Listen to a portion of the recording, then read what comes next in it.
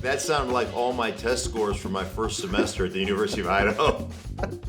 It's the Harvard of the Northwest, though. It is the Harvard of the Northwest. How I remained eligible is still there's still a big question there. Welcome into another episode of the Chop Shop. I'm Trey Wingo here alongside my good buddy, Mark Schlereth.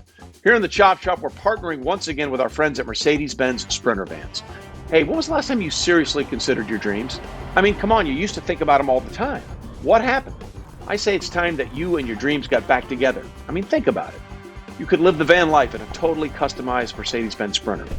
You could tour all 423 national parks, build a mountain cabin with your dad, or even start up your own business. Really, whatever you want to dream up. And it's a Mercedes-Benz van we're talking about here, kids. So expect innovative safety features like crosswind assist and blind spot assist. Expect amazing performance and reliability with an MBUX voice command system, a 5-star dealer network, and an available gas engine. It runs like, well, a dream. So what do you say? Head to the Mercedes-Benz dealership and get that Sprinter van. Tell them your dream sent you. Hey, everybody, what's up? Welcome into another version of the Chop Shop. Trey Wingo here with my good friend and longtime colleague at another place we used to work together, but we're much happier now, Mark Schlereth. Stinky McBean, did you have a good Thanksgiving? We had a great Thanksgiving. How about yourself, Trey? Very good, very low-key, but very, very nice. I do have to ask before we get into any of the games, do you have to pay state income tax in New Jersey now? Because it feels like every time I turn on my TV, you and Adam are calling a game from MetLife Stadium. Yes, it does feel that way, doesn't it? I think I've been at MetLife 4 times this year, for crying out loud. I'm like, what did I do to deserve to get the Giants 4 times in a row? But no, this weekend, I've got a chance to have some more Giants games down the road, but this weekend I'm in Chicago for Arizona at the Bears. So there's a little change of pace for me. Right, so you're going from the offensive disaster of the Giants to the Bears. All right, you're going to see some more points. Yes, more points from my man Steak. All right, let's eschew Giant and Bear conversation for a second here, and let's talk about it's December, it's December. And look, lo and behold, Mark, who has a 6-game winning streak? Who's in first place in the AFC East? It's Bill Belichick and those New England Patriots. They are on an unholy roll right now. Yeah, they really are. And think about how this whole season started, right? They had Cam Newton, the guy that was going to save Carolina, who got benched last week in Carolina. They had Cam Newton. He comes down with COVID in camp. They go on a trip. They go to play the Giants, like one of these joint scrimmages.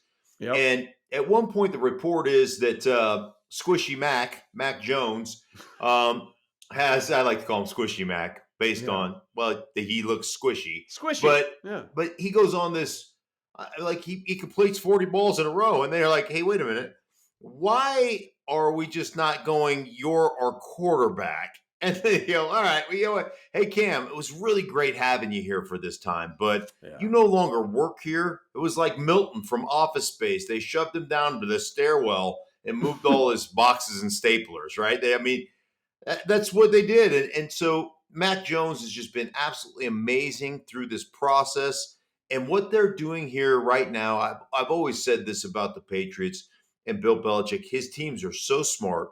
They're so situationally aware.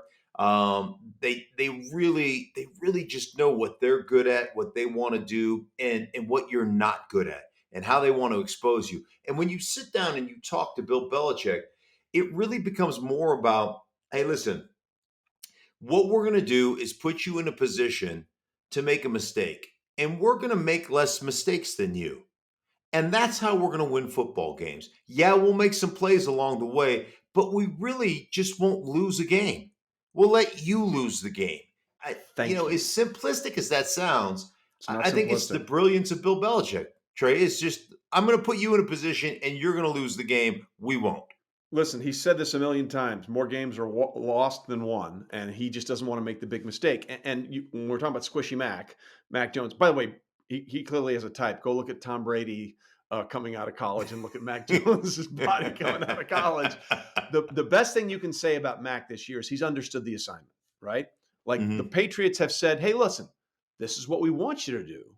But maybe more importantly, this is what we don't want you to do. And don't do those things. And there were some rocky periods over the first few months of the season, but he has completely understood the assignment. He's completely understood what they want from him and what they don't want from him.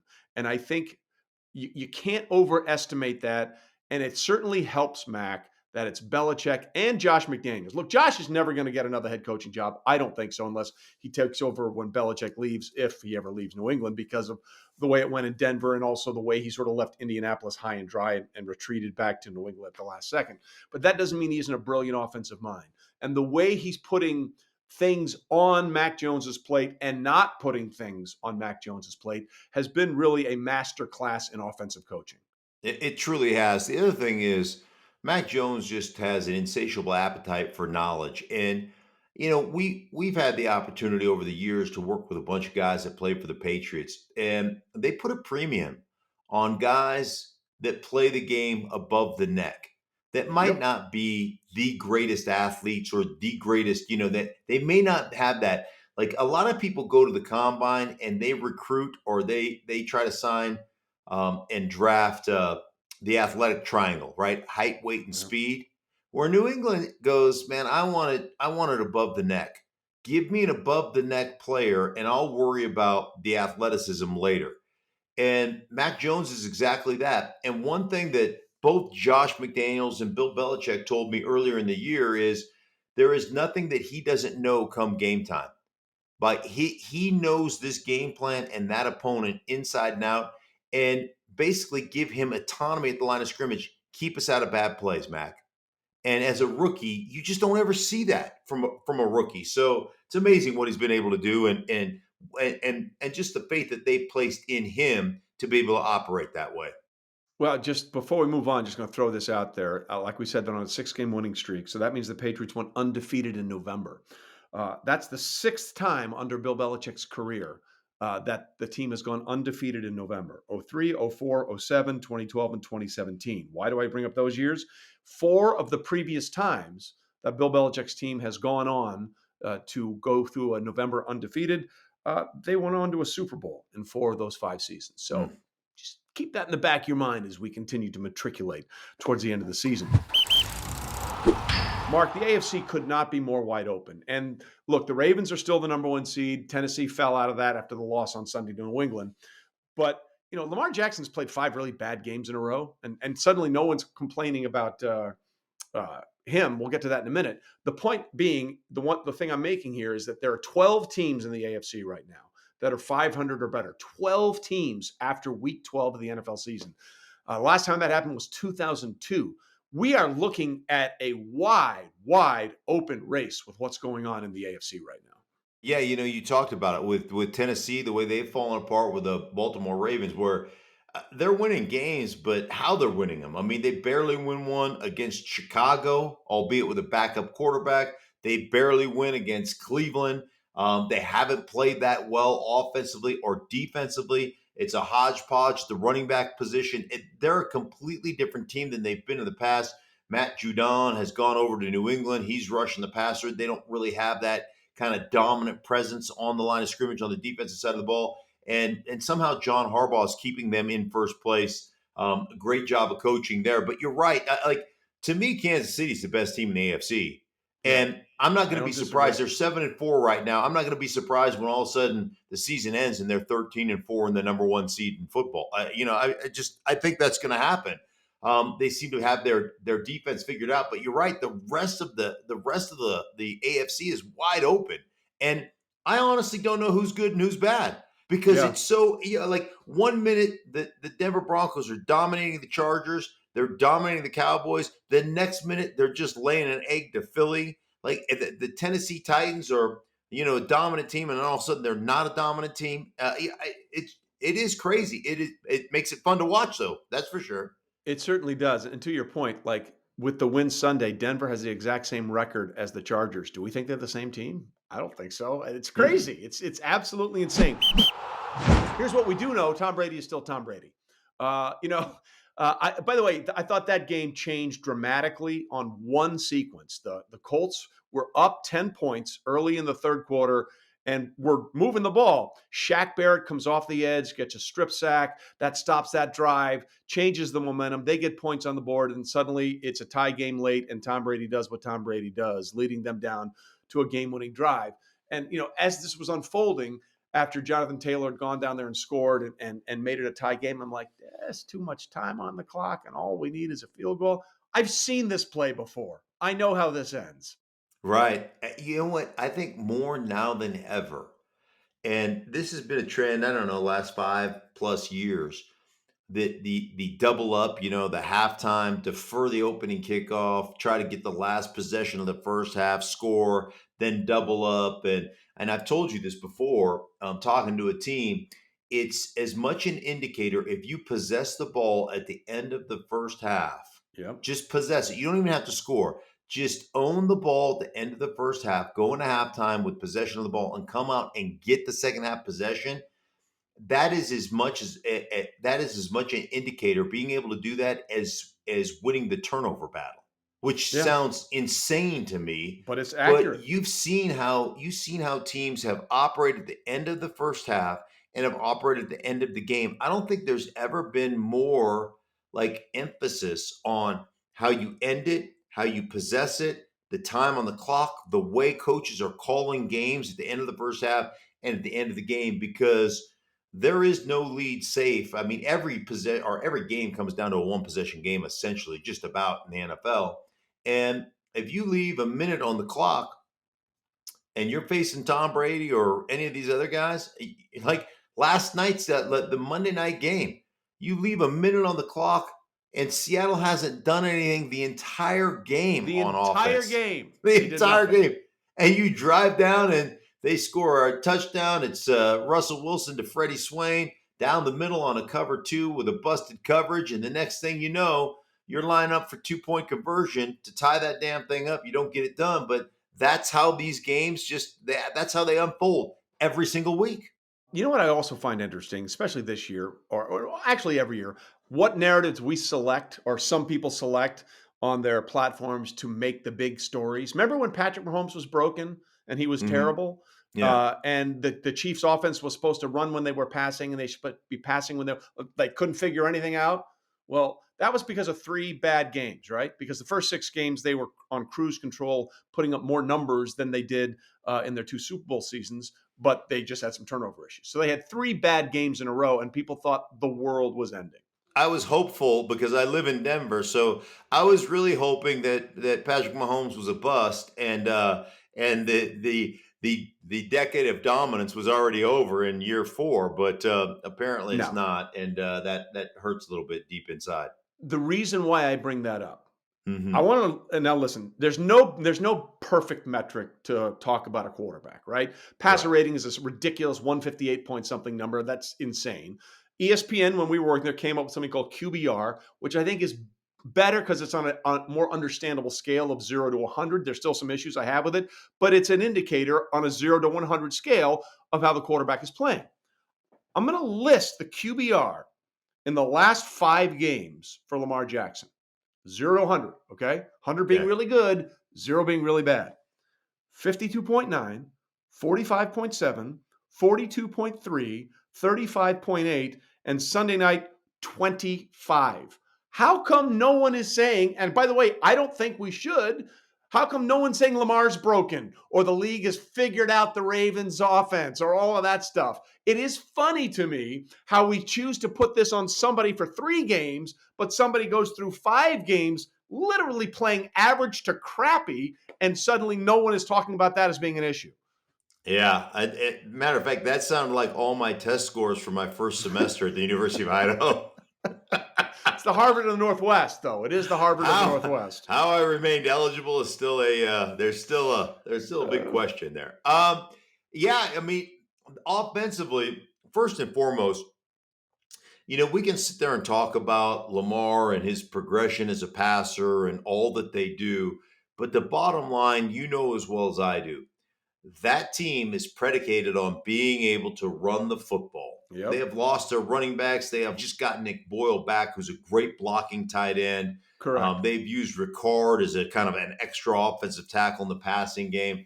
But their whole thing was, We cram it down your throat. There is no down and distance that we won't run it on. 3rd down and 6 is a running game or a running play. And ultimately, what we do is we force you into some man-to-man coverage situations, and then we exploit you on the seams or the shallow crossing routes to our tight ends. And they're easy throws. Now you're facing so much more zone because you're not running the ball as well. You've got to make these layered throws. And let's face it, they haven't been in sync on that. And when you watch them on film, Trey, they probably throw more 7-step drops, deep route combinations than any team I watch in football. Everything is underneath for every other team. Let's make 7-man protections, 2 3-man routes, and let's push the ball down the football field. It's great when you're getting man-to-man because, your guys they've got to defend the run, and all of a sudden you get a guy over the top and they're easy throws because there is no safety help over the top. But that's not what they're facing right now. And Lamar is struggling in those situations. And let's face it, they're not designed to win that way. And so we can sit there and say, hey, Lamar is improved. He certainly has improved. Lamar is a really good player, but he hasn't improved to the point where, hey, Lamar, let's just throw it on your shoulders and you go throw us to victory. That's not how this team is built. 7 touchdowns and 9 interceptions over that 5-game streak, including 4 on Sunday night. So a lot to clean up there if they want to still be the number 1 seed in the AFC. All right, let's take a break. And when we come back, we'll talk about something that everyone thinks is just a science that you take in school, but it's also really important in football. We'll get to that next on the Chop Shop. No 2 dreams are the same, but there is one van equipped to handle them all. For over 120 years, Mercedes-Benz vans have been built, upfitted, and ready to go because we believe dreams should never stay that way. Because those who find their passion drive their passion. So you can stop following your dreams and start driving them. All right, back with Mark Schlereth on Week 12 of the Chop Shop as we continue to break down what we saw. And obviously, we're brought to you by our friends at Mercedes. And, the Mercedes-Benz Sprinter Vans is helping you find your dreams again. And the Rams would like to find their dreams again, but Green Bay stole them with what happened in a 3rd straight loss now for Sean McVay and company. And you know what the dream matchup is in the NFL this year, Mark? And it's impossible to me. Aaron Rodgers has one good receiver, and he's a really good receiver, Davante Adams.